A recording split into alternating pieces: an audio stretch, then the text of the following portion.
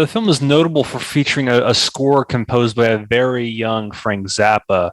How did your father discover Frank Zappa, and what inspired him to hire Frank? Uh, my dad was working in a movie. I forgot what movie it was, but they were shooting at one of the sets, and one of the electrician brought in his neighbor, and his neighbor was Frank Zappa.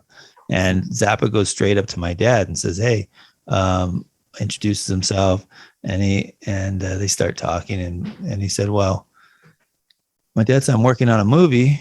If you can get the orchestra for the movie, because I want it to be an orchestral, I'll give you the job." And so they stayed in contact, and when it came time, Zappa brought his guitar to the set that day too, and he was playing, showing him how good he was. Wow. And so my dad was impressed with it, and so he came and did the score. It was a 55-piece orchestra, and they scored the thing to the movie, to the print. I think it took all day. They did it at Chaffee Community College somewhere in Altaloma, California, out in the boonies. And there he is. I have all the original recordings. So it was a opportunity. That was his first really big break, to work in film and to be exposed to the whole makings of film, because Zappa would show up. He would show up during production. He was like through the whole thing. So I have all these photos of him hanging out, and he's like, in most instances, he's all clean cut in a suit. And my dad's like got this wild hair and a beard. And you're like, which one's Frank Zappa? And then there was someone who wrote a book like 20 years ago, and he says, "Man, I've been wanting to see The World's Greatest Sinner, but I'm in Canada, and it's like, couldn't get my hands on a bootleg or anything. Can I see it?" And I showed it to him. I showed it to him in the studio where it was made.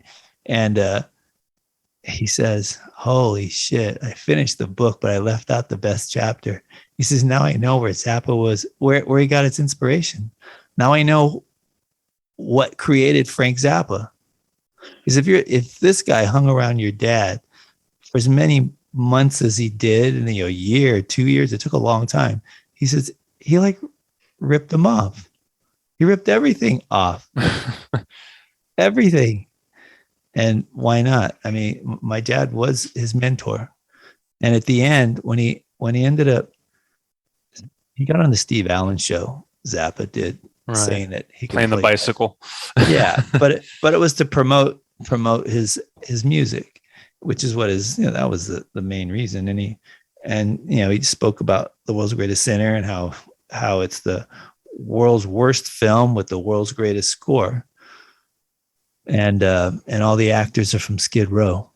And that's like the ultimate way of kind of chopping down your mentor, to up them and then to take off. It's like you have to destroy the thing that made you.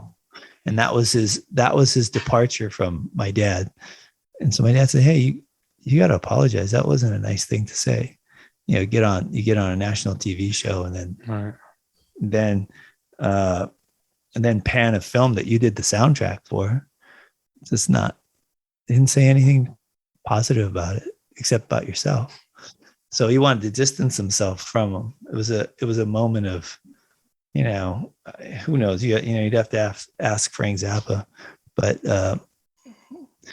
my mother used to do a lot of poetry, and a lot of the poetry Zappa would take when he still had, when he was in Mothers of Invention and stuff.